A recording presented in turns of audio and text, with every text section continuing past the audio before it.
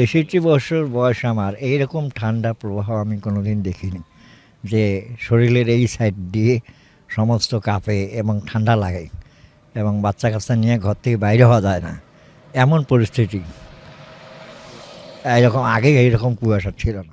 তরকারি শীতের কারণে মনে করেন দাম কমে গেছে, ধরতি কমে গেছে, সার ঔষধের দাম বেশি, মূল্য বেচা খায় বেগুনের 15 টাকা 10 টাকা, লাউ বেচা খায় 10 টাকা 15 টাকা, যে খরচ হয় এই খরচে ওঠে না। পুরান কাপড় চোপড় এখনও ব্যবহার করতেছি, নতুন কাপড় চোপড় কিনতে পারিনি, বুঝছেন। আর তো যে দিন মজুরি কাজ করলে 400 টাকা দেয়, এইটুকু আয়। ঠান্ডার তো আমরা কিছু পাইনি, সব ধরি আমরা কষ্টে থাকি, কই কি পাই আমরা। মেম্বার স্যার আমার তো কিছু দেয় না তো।